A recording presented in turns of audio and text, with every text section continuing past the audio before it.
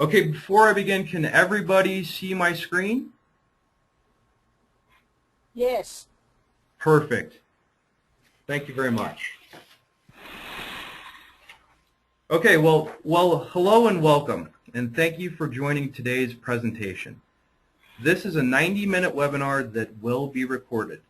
The title of this presentation is From Knowing to Doing, Tools and Strategies from Health Psychology to Help Your Patients with Diabetes. Before we begin, I'd like to tell you a little bit about our organization. Great Basin Primary Care Association is a nonprofit membership organization. Our members include community health centers, tribal clinics, and other safety net providers in the state. We provide training and technical assistance, policy analysis, and best practice information to safety net providers in the state. We do this via webinars, like the one you're attending, face-to-face meetings, and at association events. To learn more and to become a member, please visit our website. There are 3 housekeeping items to review, and then I will introduce our presenter, Dr. Shantina. Number 1, please do not put this call on hold. This is a live presentation that we will be archiving on our website. If you need to disconnect, you can rejoin the webinar by using the login information that was previously emailed to you. Number 2, and most important, please ask questions. Our presenter, Dr. Shantina, welcomes your questions and comments. And 3, as a reminder, we are recording this presentation. About our presenter. Dr. S.D. Shantina is an Associate Professor of Public Health at A.T. Still University of Health Sciences in Mesa, Arizona, where she holds joint appointments in the Arizona School of Dentistry and Oral Health and the School of Health Management. She has nearly 30 years of work experience, which encompasses public health, private practice, and the nonprofit sectors. She is a multidisciplinary professional with a strong interest in practical applications of psychological research. She has taught professional workshops and continuing education courses in the United States, Switzerland, Ethiopia, Brazil, and China. Her work has been supported by various foundations, federal sources, and UNICEF. She is licensed to practice dentistry in the United States and psychology in Switzerland. She holds a DDS from Northwestern University, a PhD in clinical psychology from the University of Vermont, and an MPH from the Harvard School of Public Health. Dr. Shantina is also the author of The Time Served, Woman's Guide to Emotional Well-Being, which will be released on Amazon.com within the coming months. Please join me in welcoming Dr. Shantina to the presentation. Thank you, Scott. Hello, everybody, and welcome. Can you see my screen? They will in just a moment. Okay. All right. Okay. There we go. And There we go. And there we are. All set? there we are. Yeah, Oh, my I can goodness. see your screen. I think everyone can too. Yeah. Does anyone else hear an echo? I must tell you, Scott and I rehearsed all this a lot, and there was never like this an echo, and I hear myself speaking in delay. Anybody else hear me? No? There we go. It stopped. Okay. All right. So, I mean, sometimes I do hear voices, and they might be technological and not made up. So, anyway, good afternoon to everybody, and welcome. We're going to talk, as you know, about successful management of diabetic patients, and we're going to focus on tools and strategies from health psychology. Let's see. There we are. First, I'd like to acknowledge the health and... I'd like to acknowledge... Oh, gosh. Scott? Everybody, please forgive me. Scott, this is really odd. There is an echo in here. Does anyone in the audience hear me with the echo, or no? No, you're clear, doctor. Okay, thank you. No, All right. you're so fine. Okay, all right, thank you. So I want to Okay. acknowledge All right, thank you. Scott Campbell and Don Gench of Great Basin Primary Care Association of Nevada for inviting me to be with you today. I also want to acknowledge colleagues in my work in diabetes, especially Dr. Arnika Rief in Switzerland, Dr. Scott Lepak in Phoenix, and Dr. Mark Schlossman also in Phoenix. And special thank you to Scott Campbell and Pat Leonard for their editorial input. Scott has been absolutely phenomenally wonderful, so I'm very grateful for his help. Next, just to mention for any dentists and hygienists in the audience, are there any dentists or hygienists in the audience? Anybody? No? Any dentists or hygienists? No?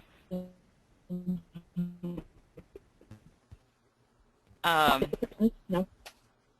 All right. So, well, if anyone does join us who's a dentist or hygienist, please contact me about CE credits. We are working on CME credits, but it takes a little bit longer.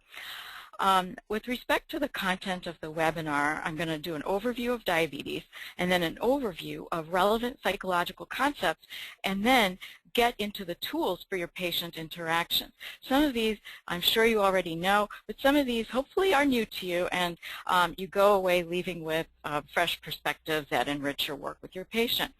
As you ask questions when we do it, if we discuss situations, you are welcome to talk about your experiences, but please be mindful of HIPAA regulations as you discuss your scenarios. Is everyone all set? Can you hear me still? Hello? Hello? I can hear you. Great. All right. Scott, are you there, please? Yes, I'm here and I can hear you. Okay. All right. I would appreciate if you could just send me chat signal or something, because it is really dead, and then there's bizarre sound functioning, which never happened all the time, so I rehearsed this. Okay. So thank you so much again for your patience. So with respect to diabetes, when it's well managed, we can have a peaceful coexistence with a chronic condition. But when it's not well managed, in the words of a medical colleague of mine, he said it's a slow death sentence. And unfortunately, diabetes is not taken seriously by a lot of patients because of the gap between the short-term actions and the long-term effects. So for example, if somebody drinks a lot of alcohol, they're going to feel sick within a few hours immediately.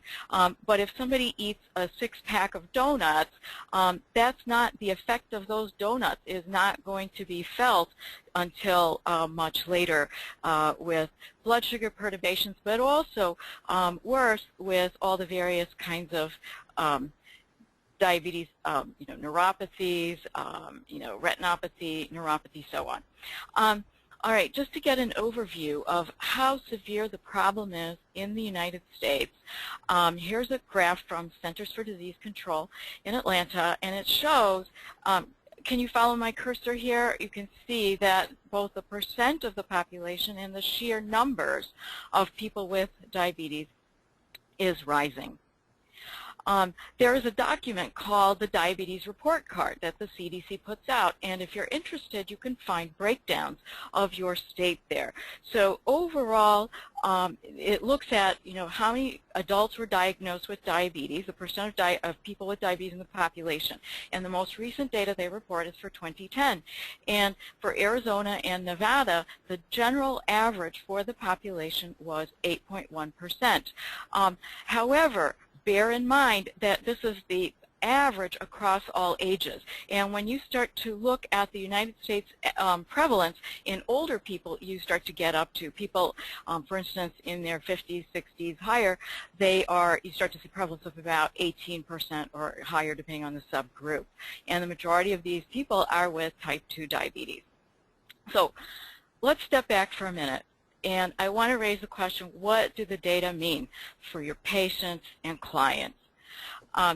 What this means is that if we have got a patient in our practice, in our clinic or health center who was born in the year 2000, these are their lifetime risks of developing diabetes. And it's 30% for Caucasian females. And if a patient or patient in your health center is African American or Hispanic, they have close to, if they're African American, almost a 50%, and Hispanic 50% risk of being diabetic, especially females.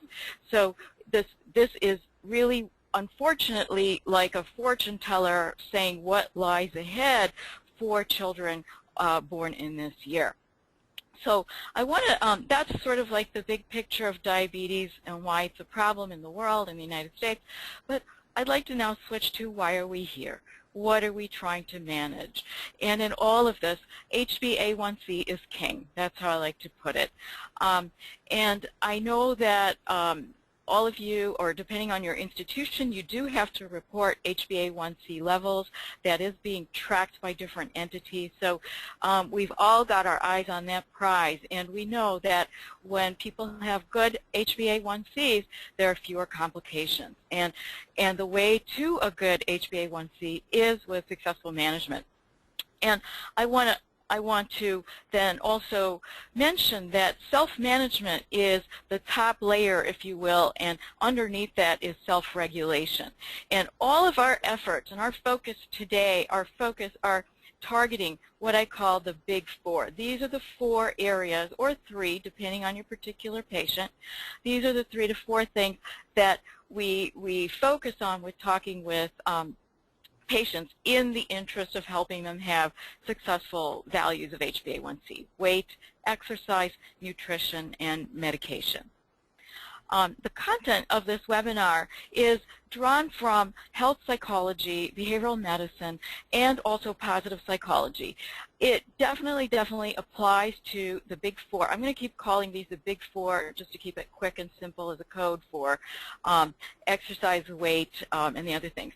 But I want you to bear in mind that these are also applicable to other health behaviors. So if you've got patients who need to floss their teeth or do other things that you would like, health behaviors you would like them to engage in, it's also relevant for that. Now, when we think about human behavior, it's important to bear in mind there are 2 parts: the person and his or her environment.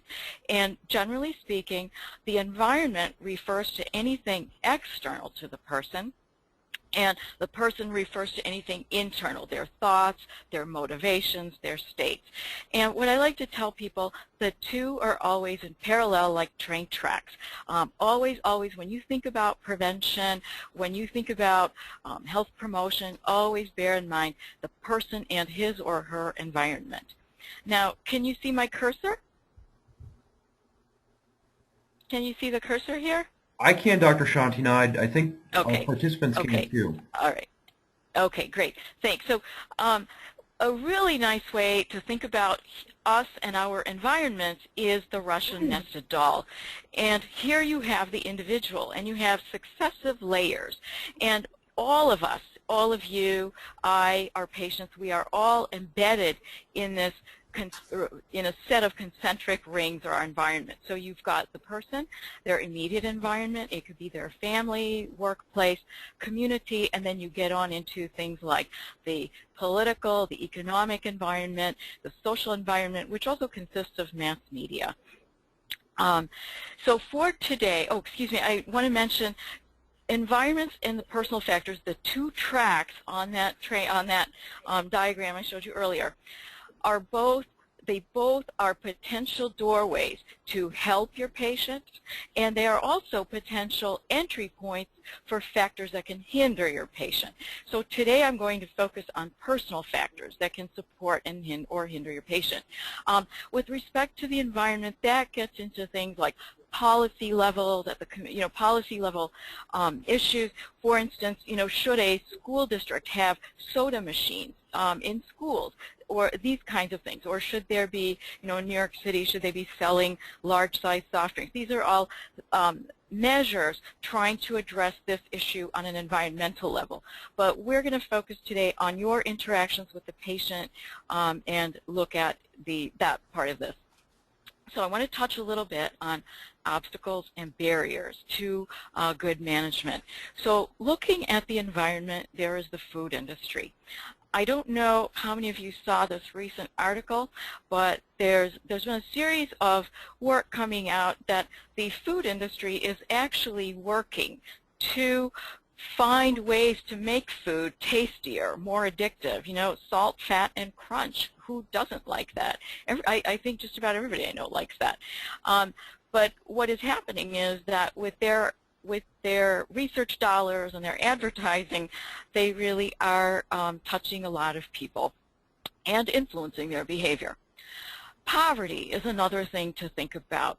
So generally, anybody in poverty would have money problems and they have difficulty affording healthy foods, possibly affording medication as well. Cheaper foods are not always helpful. Yesterday, again, I was at the grocery store looking around what can I buy if I only had $3 or $4. And the cheapest things are like pasta meals or, you know, prepackaged meals. And it's a lot, you all know this, it's a lot cheaper to buy a box of some kind of prepackaged pasta, and I'm not against pasta, but that's an example of an unhealthy food that people might eat in bulk versus the same volume of broccoli, say.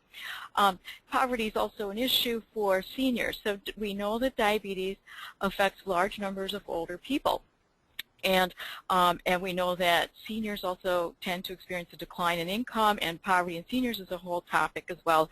And that can have an impact on how they can take care of themselves. It's also important to keep in mind the link between poverty and depression or psychological distress. Because when people are depressed or unhappy, it feeds into poor self-management. And that is one of the important takeaways I would like to leave you with here, and I'll come back to that again and again. Culture is certainly important. Please excuse me, I'm just going to grab a sip of water. Thank you.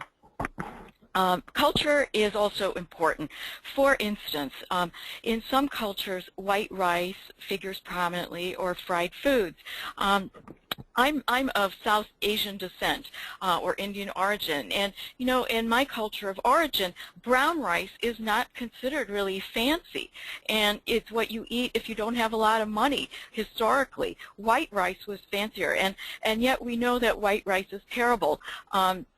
You know, with a high glycemic index. So that's just one example, and I'm sure you see that with your patients and in your own life. Also, attitudes and norms about exercise.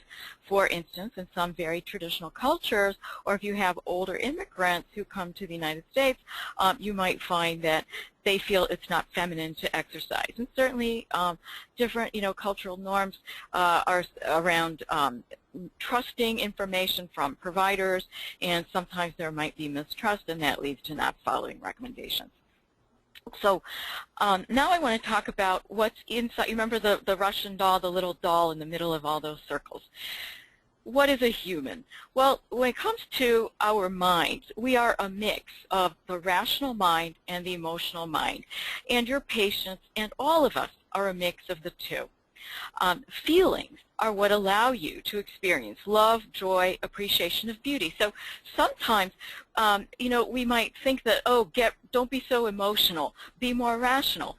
And as if we're sort of positing that the rational mind is better than or superior to the emotional mind. But the fact is that we need both. And without the emotional mind, we are not fully human. And what is necessary to keep in mind when we're talking to patients is that they have an emotional side, and I'll show you a little more in detail in upcoming slides about that. It's so easy because when we are at work and focused on getting our message to the patient, we might focus on facts and thoughts rather than the feelings. What are they experiencing in that moment? What's going on inside them? So here's a list of emotions within patients. And I would love to hear which of these have you seen in your work with patients with diabetes? Do any of these sound familiar or strike a chord for you?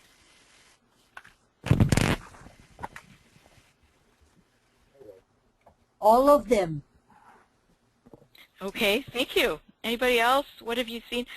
Anyone want to describe what it was like for you watching, or what did you, you know, how was it manifest?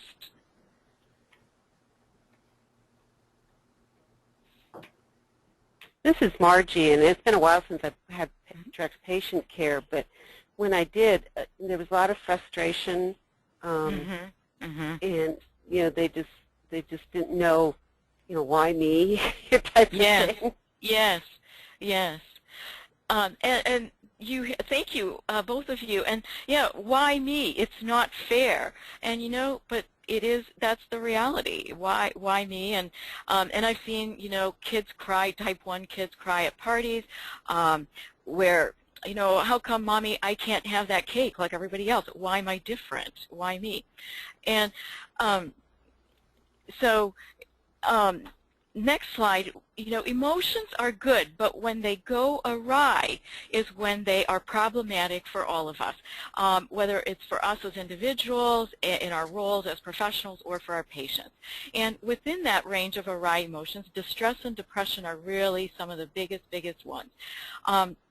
And we could do a whole talk on how to screen for mood problems and depression. There's a lot of literature on that in the primary healthcare primary healthcare setting. Bear in mind there's a high occurrence of depression and mood disturbances with chronic illness. And please, one of the most important starting points, if you are having a patient who has difficulty following through with these recommendations, please do refer them for mental health care as indicated. And many people will benefit from antidepressants or brief counseling or both. There's no reason why they need to suffer when help is available.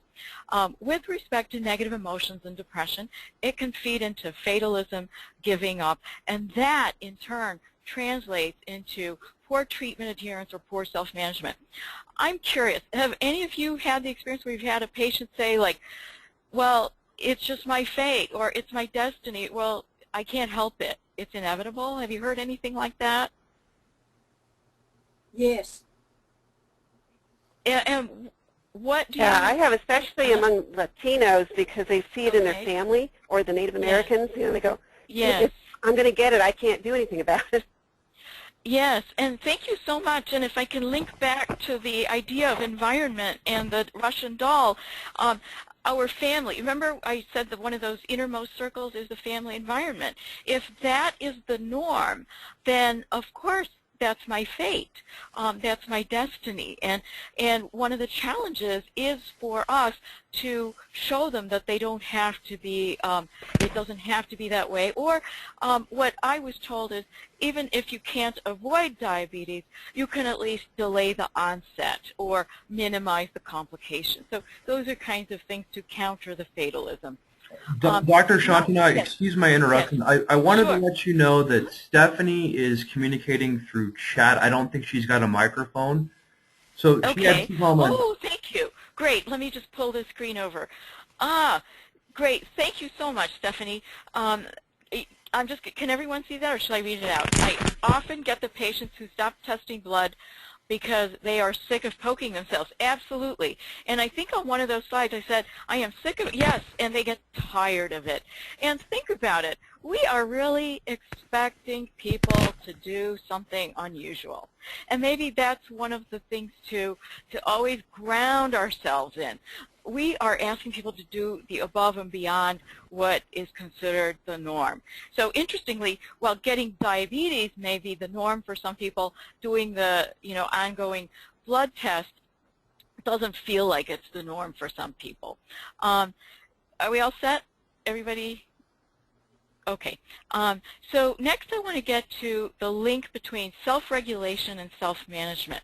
So there is a huge body of research about what is self-regulation, but very simply, in a nutshell, it is your ability to bring yourself back to a calm state. And that, again, refers to the internal process. And self-management is how you manage the big four. How do you express your, this is the outward expression of your internal processes. Are you able to follow through with exercise? Is the patient able to follow through with diet recommendations? Excuse me. Bear with me. There we go. Thank you. Occasionally this sticks, so there we are. To really, really important points to take away from today. How do we translate the science of self-regulation into action? I consider one of my roles as a translator. There is such a wealth of information in research and science, and it's so important that we find good ways to bring it to practitioners, the public, and patients. And those of you who've studied health education, who are specialists in health education, there's all kinds of theories. There's lots of stuff out there.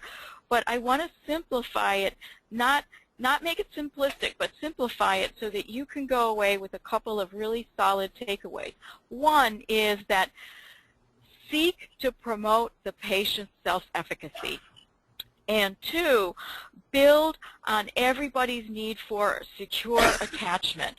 There's a whole area of work about the neurobiology of self-regulation. It has to do with parts of our brain, begins in infancy, how somebody responds to us as a caregiver, and so on.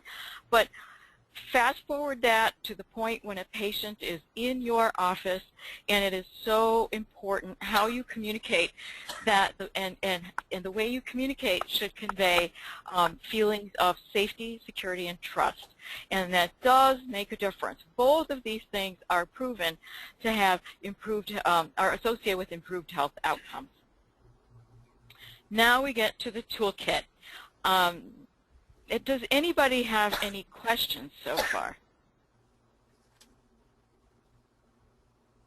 Everybody all set? Okay. So I take it that there are no questions.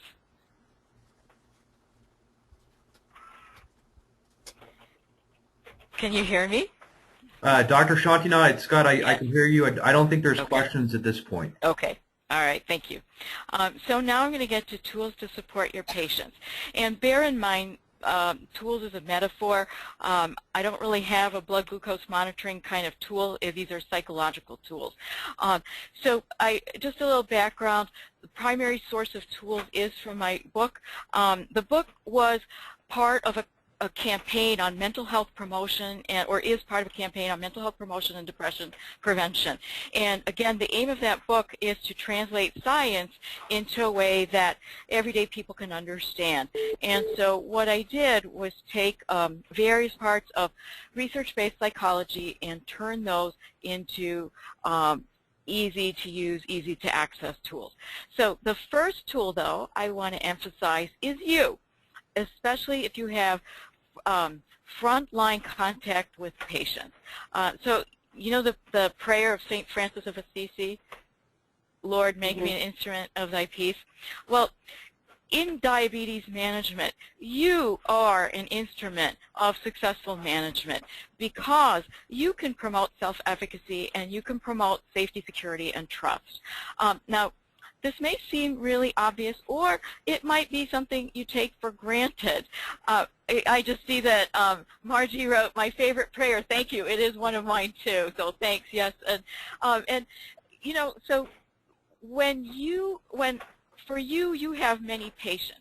But when a patient comes to you, you are one of their handful of healthcare providers, and you are so important to them. And think about your own experiences when you've been on the other side of the doctor's desk or the nurse's desk. How you're so focused on the healthcare provider. So please, please keep in mind how you are, your personhood, your genuineness, your way of being is part of the message of hope and of creating safety and possibility of making a difference with the patient's future for diabetes. At this point, I want to introduce you to a phrase that is so profound.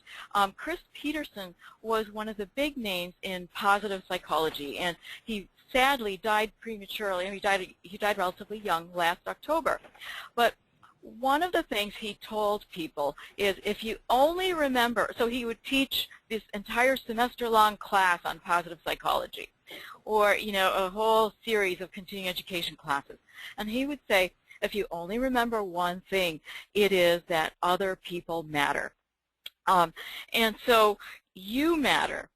And then the people in the patient's life matter. Again, think back to that set of concentric circles. Who are the closest individuals in your patient's life? We know that social contact and social relationships buffer against negative emotional states. So it's important, if at all possible, to recruit the patient's family for support. And you want to encourage your patients to attend groups such as the Stanford Chronic Disease Self-Management Program. I've got that information for you here, both nationally and then in Arizona and Nevada. I believe some of you are familiar with this, but if you're not, please take a moment. This is going to be in the handout that you will receive following the webinar. And this is really one of the best programs out there for supporting patients. And one major component of that program is promoting self-efficacy, which I get to, excuse me, let me just back up a little. The Stanford program was developed by Dr. Kate Lorig at the School of Medicine, but the ideas behind that are social cognitive theory based, and Albert Bandura, it's so important to acknowledge him. He is one of the giants in psychology. And again, for those of you who've had health education, health behavior classes, I'm sure you've heard of him. And self-efficacy is such an important thing. It is one of the biggest predictors of success in any realm, whether you're talking about school children learning to use the internet to research data, if you're talking about athletes, if you're talking about diabetic patients managing their health. So but the important thing to keep in mind is that self-efficacy is task-specific. You can't have general self-efficacy. You have self-efficacy in relation to a particular process behavior. So, excuse me, I just need to sip some water again. Now, if we were live face-to-face, you'd watch me drinking water, but thank you. So, one thing it's also good to go over is not to confuse self-efficacy with self-esteem. Unfortunately, in the mass media, in popular magazines, whether they're parenting magazines, ladies magazines, we hear a lot about self-esteem. But sadly, we don't hear enough about self-efficacy. It is just one of the most important things in all of psychology. And as I said, it's your confidence to carry out a specific task. Self-esteem, on the other hand, is a general valuation of the self. It's self-worth. So I would like to give you two examples of this and to help drive the difference home. So I am a lousy ice skater, for example, but I'm a good person. So in this instance, I have low self-efficacy when it comes to ice skating, but my self-esteem as a person is okay. Now, the other example, in contrast, I excel at figure skating. I'm such a hot skater, such a great skater, you know, but I'm a lousy person. And if we look at that, there, the self-efficacy with respect to skating is very high, but it demonstrates low self-esteem. Is everyone clear about the difference between the two? Mm-hmm. Yeah. Great. Okay. Thank you. And thank you for speaking up. I appreciate it. I can't see you, so when I ask, are you there, is this good, you know, did you, can I move on? I really, really appreciate your chiming in. Thank you. You know, I phrased this term, I came up with this, self-efficacy is the antidote to hopelessness, because over and over again, the research shows when people believe in their ability to overcome obstacles, barriers, impediments, they are more likely to succeed. And there are 4 ways to promote self-efficacy. And again, this is super, super important. You're going to get this also in your handout.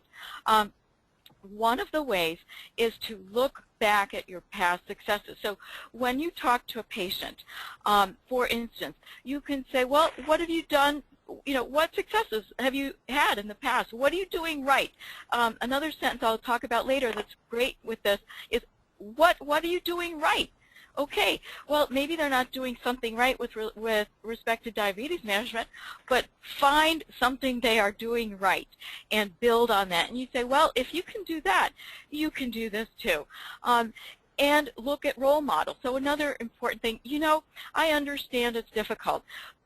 As a matter of fact, I've had other patients in your shoes who face similar challenges. And you know what? They succeeded. And they could do it. And I believe in you. I know you can do it. So you see, as I'm sort of simulating a dialogue with the patient. And as you see, I'm kind of going through all of these actually different categories. So use these. It's like I don't know, they're like tools, and the more you use them, you're probably using some of these already without consciously perhaps going, well, I am promoting self-efficacy. But think about in that moment when you're with a patient, what can I do? How can I promote self-efficacy? And think about these possibilities.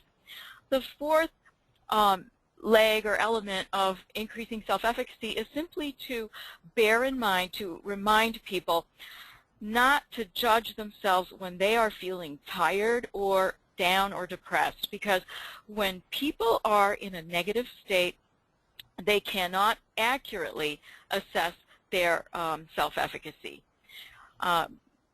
Is everybody good with that? Does anyone have any questions so far? Dr. Shantina, can you go back on number 4, Sure. please? Sure. Sorry, which one? 40? Negative states leads to number 4. 4. Yeah. Sure. Thank you. I'm so glad you asked. I'm taking down notes.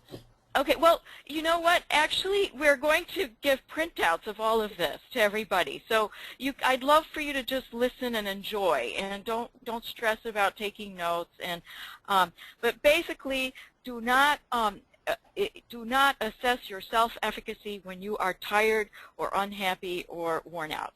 Wait till you're in a better frame of mind. Okay? Okay, got it. Okay. And empathy is the next tool. And I know for a fact that without even asking you, you're all using this in your work.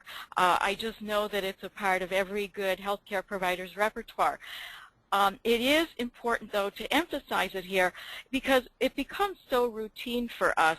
You know, again, you might see 100, 200 patients, whatever, just quick, or by this time some of you have seen maybe thousands. And it becomes routine, and for that patient it's fresh. And as, you know, somebody, I think it was Margie who said earlier, you know, patients are tired of taking their blood tests. Or sorry, I apologize, was it Margie or Stephanie? Okay, I'm scrolling through here. Okay. One of you mentioned that patients are tired. They are tired of it. Empathize with them. There are challenges associated with meal planning. Oh, pardon me. There are challenges associated with meal planning. There are challenges to balancing multiple life demands. So one of the things you can say to people is that it is normal to face challenges from time to time. What are some of yours? You've got to empathize and resonate with the patient's challenges and experiences. Otherwise, you're going to lose them. And then, you know, it just becomes an exercise in frustration for both parties. Next, we come to the larger tool of communication. And how you communicate and the ways of communication, how messages are understood, as you know, can definitely influence your patient's actions. So we can break down communication into 3 parts. On the left side, you've got the sender. In the middle, you've got the filter. And on the right side, you've got recipient. And if you can see the screen, there is a reason why I deliberately faded out the color there, because I want to emphasize that what a sender delivers may or may not be what the recipient receives. We may think that they, you know, we assume or we may think they're getting most of what I say, but in fact they may or may not. So with respect to the sender, in this case, the healthcare provider. By the way, it's the same diagram you can use when you're talking about marital communication. So in my work with couples, I use that too and say, when you're talking to your spouse or partner, you may think you're saying something, but it's their filters that process, that ultimately, end up with what they hear and what they feel. So in this instance, I'm going to talk about the sender as a healthcare provider, and it's your quality of your voice, your tone, your speed, your emotionality. Are you warm and reassuring versus critical or judgment? I've actually had doctors yell at me, for eating cheese, or I mean, I've been yelled at by physicians, and I don't know if any of you have had that experience, but it doesn't motivate me. It really just makes me frustrated, and I roll my eyes or something, and then I just continue to eat cheese. But it's a warm and reassuring way of talking, and I've had doctors talk like that to me too, and perhaps you've had that experience you can reflect back on, and think about what motivated you in your own experiences, what felt good, and how do you pass that forward? How do you communicate in that way to your patients? And it is a challenge. The first patient of the day, when you're well rested, it works great. But what if it's 4 o'clock on a Friday and you've had a rough week and you're tired? It is really, really a challenge to consistently keep up your quality of tone of voice, watch how you speak. Stephanie has mentioned something. Okay, thank you. You can only have cheese the size of a domino, and the patient was upset. Yeah, and it's how you say it and what you say. How might you, let's all, try this. How might you rephrase that to a patient if you want them to go easy on cheese? Anybody want to take a try at this?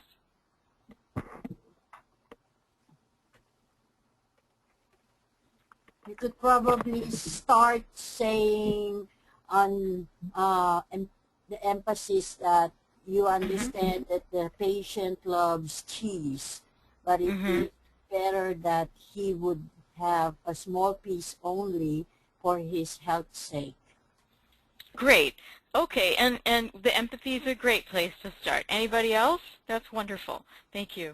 Anybody else? This is Margie. I think what I would try to do is ask them, what is it that they like about cheese, and are there other foods that they think they could replace cheese with in their diet, so that they can make some alternatives, and and then looking at how they can make a plan to maybe reduce the amount of cheese they're eating.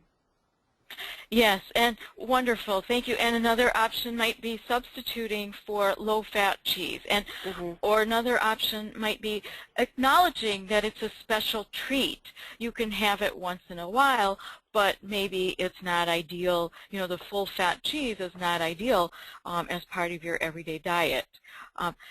Which when you live in Switzerland, I mean, cheese is everywhere, and it is wonderful, and and who doesn't like to eat well? And one of the nicest things a doctor ever said to me, a physician, was, "Yes, I love baklava too, and I love chocolate, and I could eat a whole bar in one go." And you know what? But that's our reality. We can't.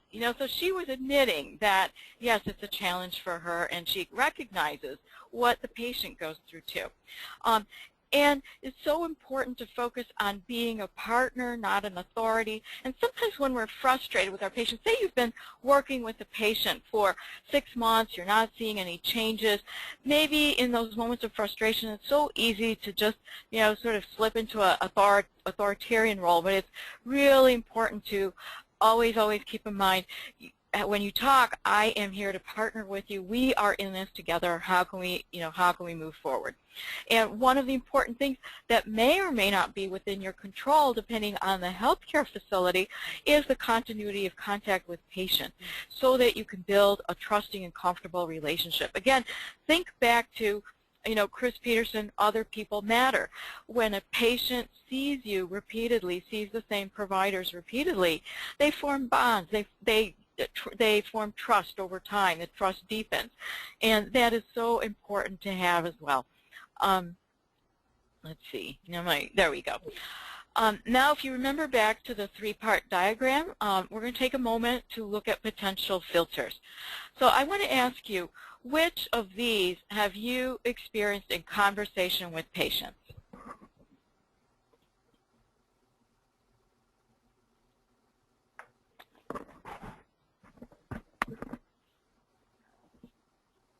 Probably the cultural differences.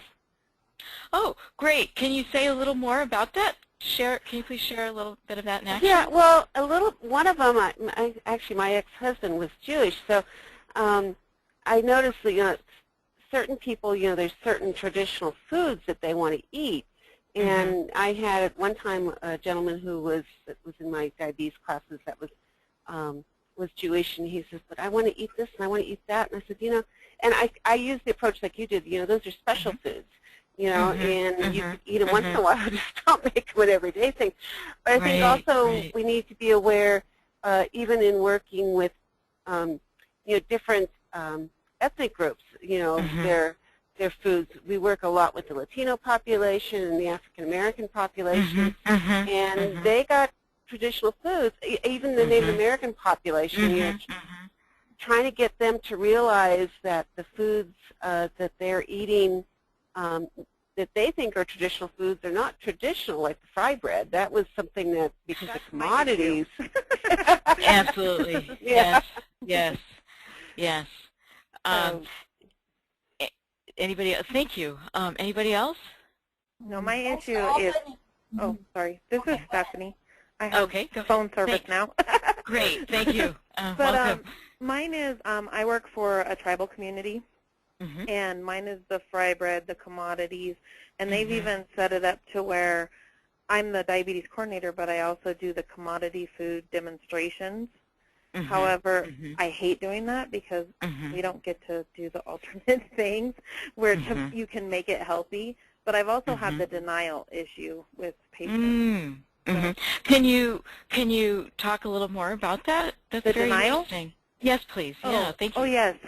I just started, and our provider was leaving. And so he had it to where I had their medication so I could meet with them because I hadn't been here long enough. And one of the patients that he just diagnosed with diabetes, he gave me that patient's medication. I hadn't met them yet. And the issue was, why do you have my medication? Who are you? A whole big ordeal. And then I said, well, I explained, I'm the diabetes coordinator. I've just started. And it was, I don't have diabetes. And the doctor was already frustrated because he was trying to fill meds. And he comes out and he's like, and he's the one who told my patient she couldn't have cheese, too. So he said, if they're in denial of having diabetes, that's on them. And and just walked out. So I'm like, you just ruined my whole Thank you. With the patient. So we're going to come back to this. Thank you so much for sharing that. And yeah, and I've got actually one of the tools is a set of critical questions that you can ask. So with respect to the patient, there's the factual knowledge of diabetes and their emotional reaction. Again, as I mentioned, for you it's routine. For the patient, it's a loaded issue. So Stacy, sorry, was it Stephanie? Sorry, yes, who just talked about denial? Yes. Yes. Thank you. That's the perfect segue into the next tool, key questions. So here's a whole set of questions to seek clarification. Again, you will have this in your handout. I've got about, 30 more slides. So I want to make sure I cover everything. I'm going to go through this list of questions quickly, let you look at it, and you will get that in your handout. So please don't worry about writing it down. What I want to say to you is that these questions are taken from real-life experiences of healthcare providers. My experiences and also that of my colleagues, the kinds of scenarios that we have seen working with our patients. And out of that, I constructed kind of a tool to go through. And the reason for that is to make sure, are you and your patient on the same page? Does your patient understand as much as you think they do? So here are a bunch of questions that you can go through as it's appropriate. Do you even know why you're taking medication? What do you think your current situation is? Do you know how often you have to measure your blood sugar? What do you need to get to your goal? How can I help you overcome your obstacles? And other other points you might think about that you see that the patient is missing. Next tool, again, it's so important to assess your patient for negative mood or depression. Depression and negativity get in the way of following recommendations. Regardless of what kind of illness, there are so many areas within medicine where they've documented when people have to deal with a chronic condition, they are less likely to take their medication or follow through on lifestyle changes, lasting lifestyle changes. So you can use existing screens and instruments to look whether your patient is experiencing distress, stress, or depression and refer appropriately. I like to, so, you know, for those of you who are familiar with psychiatric diagnosis or psychological diagnosis, you know, there's the DSM and all the formal ways of diagnosing, or in other countries, ICD. But here, I like to think of this as a spectrum of well-being, because somebody could be here in the hassled or stressed area, and they may not qualify for enough criteria to become officially depressed, but they're having enough perturbations, enough upsets in their life that it is going to affect their ability to adhere to treatment. So please, please screen your patients. And keep almost, let me just go back and say, you almost want to assume maybe there's some kind of mood issue. I need to check for it and rule it out. Maybe that's one way of going about it when you meet your patient. And that gets into things like, you know, issues of it's unfair, why am I stuck with this, I have no hope, and so on. The next tool is defining sub-goals or steps along the way. And so I would like you to, I'm going to switch to the next slide in a moment with text, but this is a Mayan pyramid. And ultimately, here's the goal, and these are all the steps that lead up to the goal. And I would like you to think about small steps. What is the first small step? What's the next small step? Because small steps cumulatively add up to a measurable difference. And I'm going to demonstrate that concept with the topic of injecting yourself with insulin. So just please for a moment look at the heading, okay? Ignore all the rest, injecting insulin. It's something that you as a healthcare provider know so well, do so automatically. You probably have not stopped recently to think about the multitude of steps that really go into being able to successfully, ongoing, regularly inject oneself. Do you know why you're taking insulin? Do you know how to inject yourself? Do you know how often to inject, the proper dosage, and so on? So each of these items here is one of these steps. So successful in ongoing, reliable injection of insulin is the goal. But each of these is a step toward that. And now I invite you to take a moment. This is just one piece of the diabetic lifestyle, of having to cope or manage diabetes. Multiply these sub-goals by all the other areas, you know, proper diet, exercise, all these things, and wait. And it's really a lot. It's potentially a lot to juggle. Doesn't mean it can't be done, but maybe if we think about multiplying this by 4, that reminds us, wait a minute, you know, this is really a big deal for our patients. And again, you know, I invite you to think about yourself, whether you have diabetes or pre-diabetic or are not in any of these categories. Anything you've tried to undertake, you know, there are all these little steps that lead up to it. So please, please appreciate that when you're talking to your patient. And use each step as a point of celebration. Identify each small success to promote self-efficacy. And when a patient has problems or faces barriers, meet them with empathy and help them figure it out with an open mind. And remember, partner not to judge. And it's also important, it's not enough to make the patient feel good. You've got to make them feel good, but you also have to provide them with the technical steps, the technical means to do what they're supposed to do. So sometimes a person might feel too embarrassed to say they didn't get it right, or, you know, I don't know what I'm doing. And so they would rather just nod their head and say yes I got it, I understand, but then you don't know what they're really taking away and doing at home. So it's so important to check in and go through each sub-goal that leads up to the primary, the overarching goal. Any questions so far?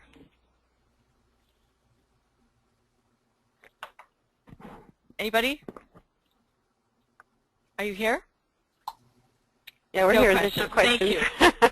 Thank you, and I paused to drink water. So this brings me to the next tool, mindfulness. And for those of you who are on the call before we officially started 11:30, I talked a little bit about mindfulness, and I did a little mini meditation, showed people what it was about. But quite simply, it's going from automatic to aware, bringing your awareness to the present moment. Do you remember this? Who can tell me what that is or reminiscent of? It's a Friday. Okay. Anybody else? What is it? What advertisement campaign does this remind you of? The drugs. Your This brain. is your brain on drugs. Thank you. Exactly. Exactly. Exactly. So, and this is your brain on meditation. So. Well, it's lunchtime. You know, I have to keep it a little bit entertaining. Although if we stare too long at this, it might make us hungry. But this is what the focus was. This is your brain on meditation. And, you know, meditation started, it has philosophical, religious origins, but quite simply in its purest form, it is a health psychology, behavioral medicine, health intervention that is free of any religious connotation. It does not have anything to do with religion. It's suitable for people of all faiths.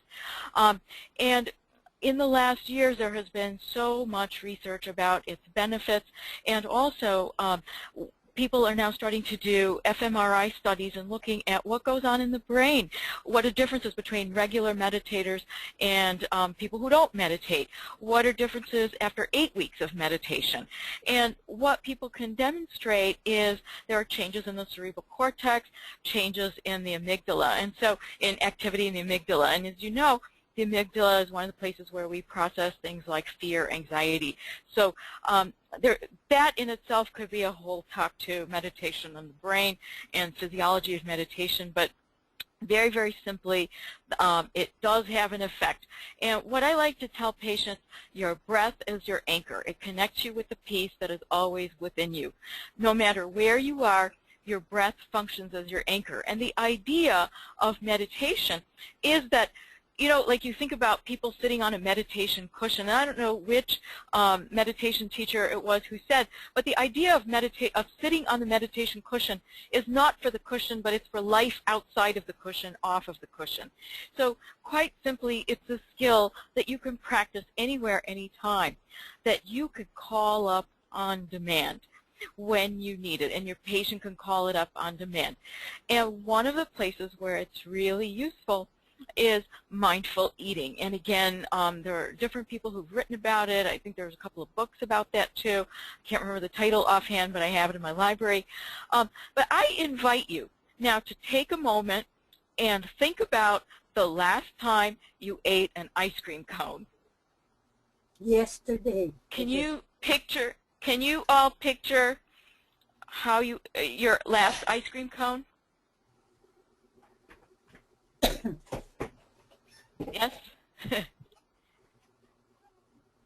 No? Okay. Well, the first I bite am going was to assume. very good. Okay. And And close what your about? eyes, savor the first bite, and you know when There you you go. last bite, you have to savor the last bite to enjoy the moment that it's gone. Thank you. And that's exactly the point.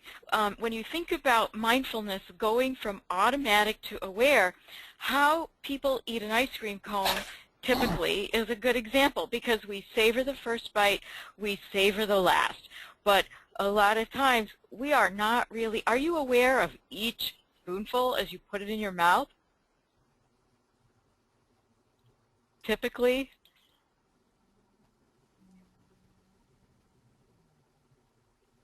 Well, I don't think I don't hear from anybody, but I'm going to assume that if you're like most people, you pay a lot of attention to the first and the last. And the idea is the bite, but and skip through the middle quickly or sort of take it for granted. The idea with mindful eating is that you become aware of everything you put in your mouth and savor each morsel. And that then helps people be satisfied with less.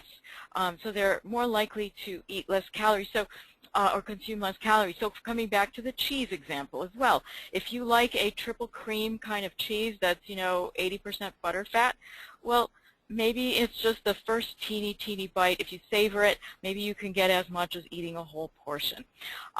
Please contact me. You've got my email address in the handout.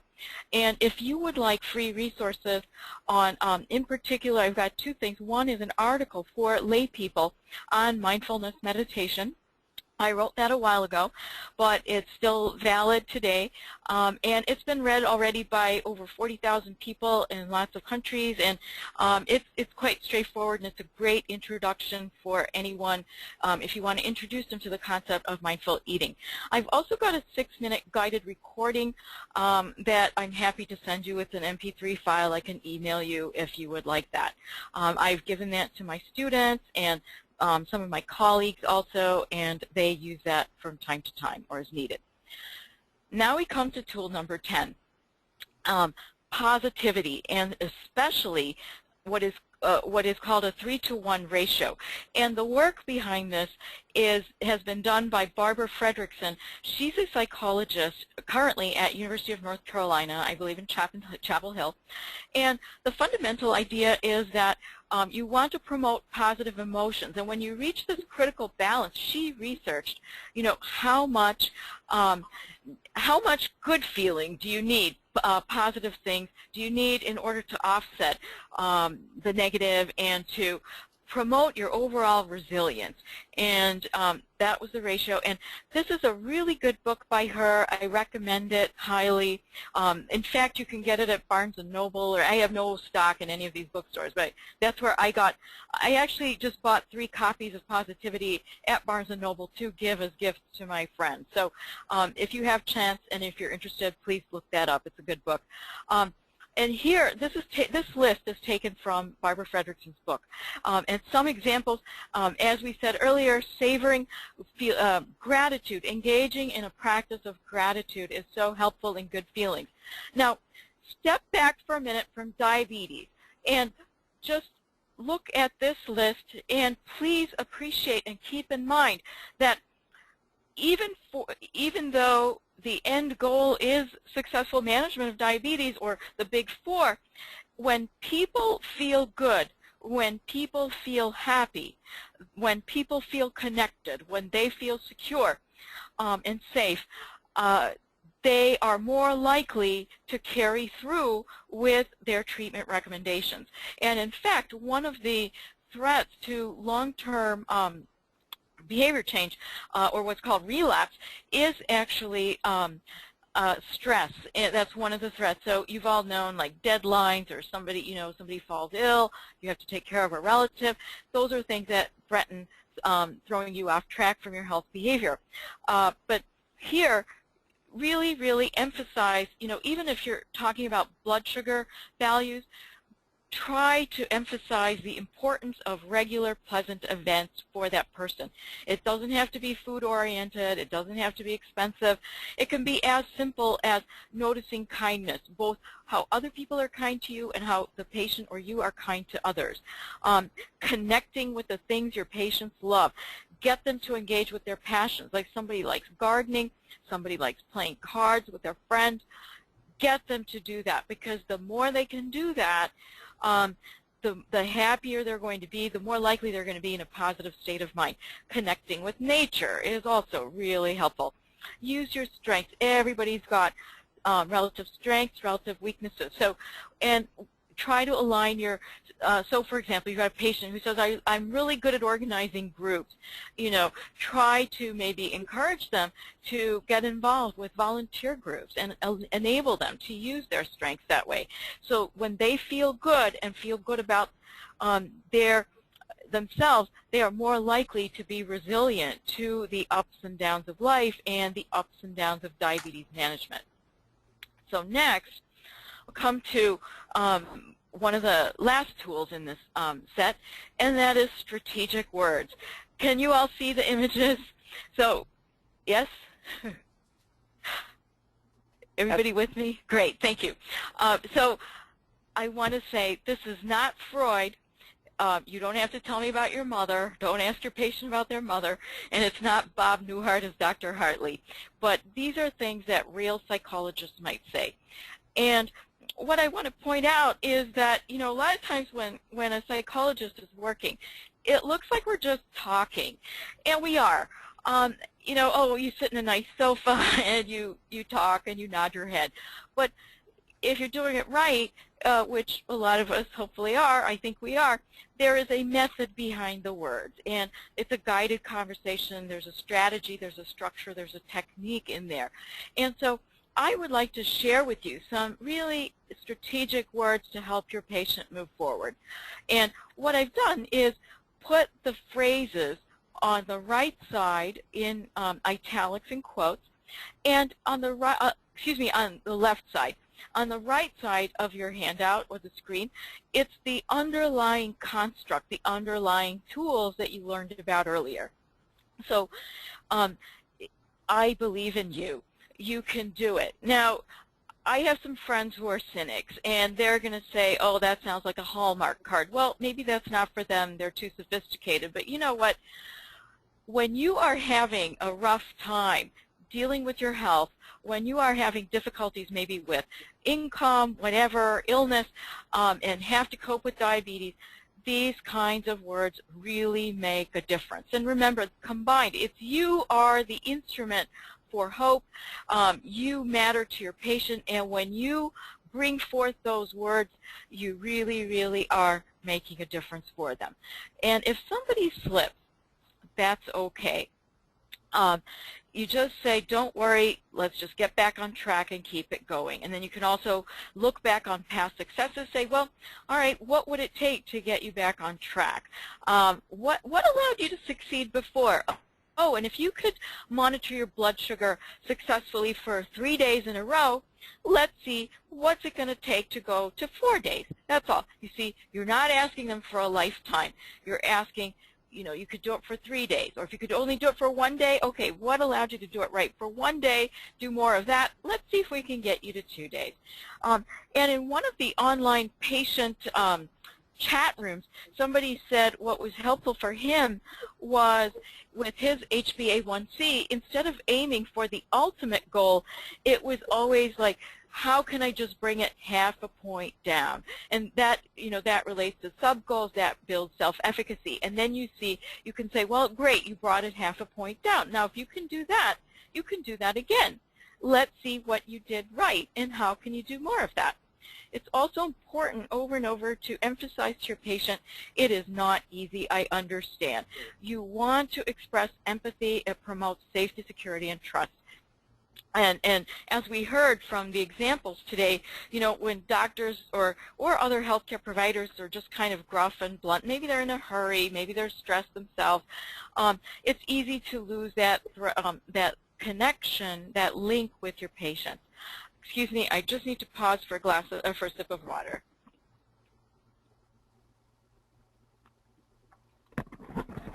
Thank you. And the last item I want to cover under strategic words is yes, but versus yes, and statements. And there, what you want to do is express empathy and move the patient forward. So, yes, it's, you know, patient might say, I didn't do this, but, or I had this prepared, excuse me. Yes, but is contradictory. What you want to do is say, yes, I understand it. Oh, right. So someone says, I can't do my blood sugar all the time. I can't do it for, you know, as many times as I'm supposed to. A doctor or nurse might typically say, yes, but you've got to do it anyway. It's really important. And an alternative might be, yes, I understand. You cannot do this right now. And let us look at how we can get you to go to the next step. So think about yes and statements. And it's used in therapy a lot, and it can be used in patient interactions to move patients forward. So we're coming up to the last tool, and this occurred to me the other day. You know, I have a colleague who's a physician who said to me, diabetes is a life sentence. And I just want to mention, this is really such an emotional topic.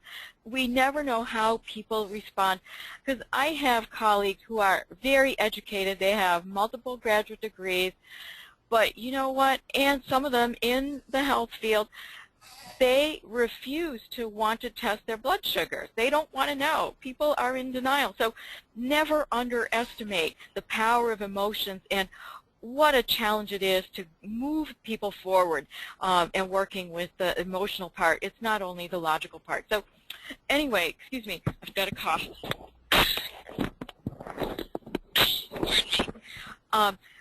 You know, someone mentioned to me that diabetes is like a life sentence. And I thought to myself, is that really the case? Or what's the alternative? And for me, it is lifestyle. And that is one of the important takeaways of health psychology and behavioral medicine and lasting change. When people make a change, and you just make a change for the sake of making a change, isolated, like changing your diet, changing how you exercise, you know, taking on a program of exercise, it is not likely to succeed if you do it in isolation from everything else in your life. But if you are able to integrate it into your lifestyle, it is more likely to succeed. That is, again, one of the key takeaways from today. So here I've got some simple steps to integrate into a patient's lifestyle. And with that, we're going to come to the last part, and then we have time for questions and answers, or if people want to discuss further and share their experiences. So here we go. One of the simplest ways or steps is to eliminate sugar-sweetened beverages. And they say one picture is worth 1,000 words, so I'm going to give you a moment to look at that picture. Yes, they put all the chips. I'm sorry, I couldn't hear what you said. Somebody said, I think someone said something, but I couldn't hear it. All right. Does everyone recognize what that's alluding to? It's a Coca-Cola. Thank you. There you go. Loaded with sugar. And right. And even the picture with a syringe inside right. prevents you to take Coca-Cola. Well, I don't know about that. It was just, I don't know. For me, it was the association between sugar-sweetened beverages and increased risk of diabetes. And just to be fair, it's not only Coca-Cola, it's all soda. So All soda. I don't want to be sued by any soda company. You know, But the shape of the bottle is Coke. Right. Well, okay. But there you go. And another thing that's really good to emphasize to patients as a lifestyle change is eat more vegetables, especially the green kind. One thing I've noticed that endocrinologists love to say, regardless of what country they're in, is eat leafy greens, eat leafy greens. And next to that also other kinds of green vegetables are, the more a person can fill up on those, the more it helps with maintaining their weight and managing their blood sugar. Here's a really simple, powerful lifestyle suggestion to propose to your patients. And very recently, there was an article in the Journal of the American Medical Association that talked about how one restaurant meal can have as many calories as, you know, what is allotted for a person in a day, or exceed that allotment. So, and not to mention the salt, fat, all these things. So a very simple thing that maybe you can recommend to your patients is to sort of ask, how many times in a week do you eat outside of the house? Is it possible? Think back to sub-goals, you know, and say, well, do you think you could reduce that by 1, and then maybe set a target? And then okay, you did that, then slowly work it down. So, you know, in other countries, eating in a restaurant is a treat. It's something special. You do that on a weekend or for a birthday or a holiday or a celebration. In the United States, people eat out a lot more, and so this is something, you know, in terms of asking people to change, it's a quick win if they can do it. And certainly it's worth the time spending, it's worth spending the time on that to encourage people to attempt to dine out less. Now, coming back to the research of Barbara Fredrickson, encourage your patients to have more fun. Again, what kinds of things can they build into their lifestyle? So if somebody's retired, can they be sure to attend their friends' groups? Can they volunteer? Or if it's a pregnant mom, you know, with gestational diabetes, what kinds of things can she do? Can she take moments for herself, like a quiet bath, or listen to a soothing music, or what diverse ways can people do to promote fun and positive mood? And again, we've got that list, you know, savor good moments, express gratitude, count kindness, the kindness events that have occurred in your day, in your life.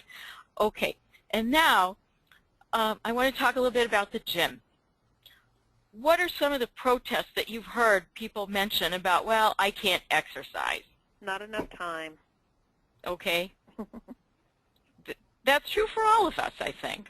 I don't know about you, but I live this. I mean, it's not like so that's something, you know, I guess I know about this as a psychologist, and I teach this, I use it in my work, but you know what?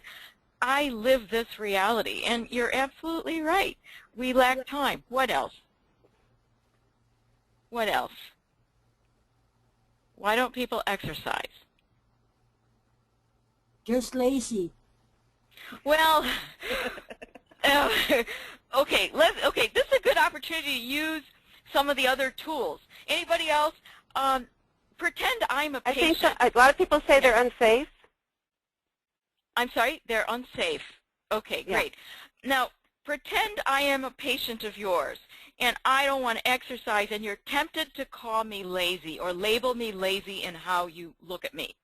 What's an alternative way of using some of these tools to respond to me? Maybe I'm lazy, but are you going to win anything? What are you going to win by telling me I'm lazy? Nothing. You're going to walk out my door and never come back. Thank you. Okay, so what would be, you may think that in the moment because you're human, okay? It's perfectly okay to have that. If that's what comes, you know, rises up in your mind in that moment, that's okay. But what are ways to talk to a patient? What would you tell me? What else? Well, something that I've had an issue with is like the time issue. I've explained to my parents, or especially the ones who are parents, that I understand that, you know, you have a busy schedule and everything, but maybe instead of driving your child to the bus stop, why don't you walk with them to the bus stop? Great. And that's a wonderful example of exercise being integrated into lifestyle, because walking to the bus stop is not a one-day event. It's an ongoing thing. It's part of childcare. And again, you know, look how that's such a great example, because it also links to one of the other things we talked about, which is being with other people, promoting positive time with your child. So there are many benefits to that. Thank you. Anybody else? Yes. A lot of my patients in home health at times have stated very clearly they just don't have the time or the motivation. And okay. It's not something you have to do fancy. You don't have to do it complex. You're not setting a time schedule. Get you 2 milk cartons, fill them a quarter of the way with water, lift them while you're watching TV. Wonderful. Do things that are simple and not complex. That will motivate, that will start them. If they feel better, their adrenaline goes up. They tend to respond slowly, but they respond. Thank you. And that is the segue to our ending. And let me just go back. Can't go to the gym, short on time, can't do sports. You know what? everybody has access to the radio, and if you have internet, there are songs on YouTube. You know, there's this internet station website called Pandora.com. Are you familiar with that? Yeah.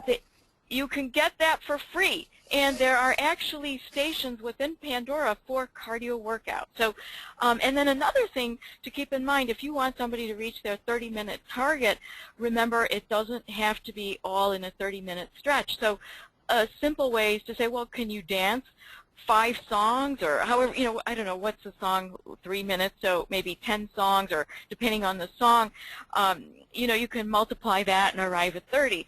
And that's something people can do with their children. It's fun, it's easy, it's cheap, and it promotes a good feeling. Because exercise has 2 benefits, at least 2, but in this instance I want to mention one, it helps with regulating blood sugar levels, but second, exercise also promotes positive mood. And so you want the patient doing as much as possible to promote positive mood, because that then supports successful management. So just a closing thought, you know, this is a cute little picture, and some people question, you know, is disco music of value? And, you know, there's Mozart, there's Beethoven, and then there's disco. I don't know. But you know what? Disco music actually has a social value and a health value. It's music that gets people moving. And whatever you may think about it personally, in terms of your personal taste, that and other fast songs have value for promoting simple movement. And even if you want to lift weights to movement, you know, to the music and have a rhythm, it makes you feel better. So with that, I'm going to come to the last slide. Does anybody, before I hand it over to Scott, does anybody have any questions? We have about 5 minutes, and you're welcome to ask anything, or if you want to go back to something, please. I No was question. late. So are you emailing us your slides, or are we going to be able to go to your website, or? No. Scott will be emailing. I have to remove certain things that are not copyrighted for distribution, but then you will get all the key points are there, and the words, like, you know, the critical questions, the empathic statements, all of that will be there. Okay. And you will get that. And if you would like the article on meditation or the recording, please let us know, and we can send that to you too. Okay, great. Thank you. Dr. Shantina, thank you so much for all the tools. Especially for me, I deal with mentally ill patients. Most of them have diabetes, they're depressed, and all those tools would be very useful if I would be able to apply them to most of them that are in denial, having fear and anxiety, those things that are blockage for them to be medication compliant. Thank you so much. And what I want to say then, if I can just go back, if you have difficult patients who are, you know, resistant, if you will, or unable to make the changes and recommendations, a good starting point is with the empathic talk, and then propose simple steps. So eliminate the sugar-sweetened beverages. One more thing you can do is also substitute low-fat or non-fat dairy products for full-fat products. And so if you can turn to these kinds of recommendations, these are good starting points. And what you want to think of is that very first step. So while each aspect of diabetes management has its own set of goals and sub-goals, ultimately you're putting them all together into that Mayan pyramid of steps. And just look for anything that's going to work for your patient. So what I have given you is a menu, but look for any of these as the first step to connect and to build on, and that's how you can go forward. Okay? Thank you, doctor. I thank you. All right, so anybody else?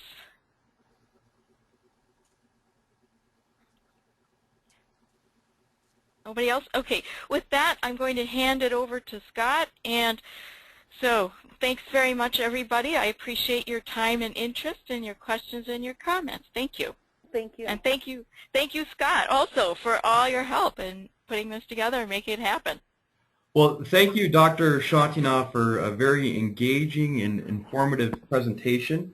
I'd also like to thank all participants for their questions and comments. That was a great dialogue during the presentation, and I hope all that joined the call were able to gather some valuable takeaways which they can bring back to their patient population. My contact information is now displayed should you have questions about future trainings and events at Great Basin Primary Care Association, and we'd like to thank all for participating in this webinar today. Thank you, Scott.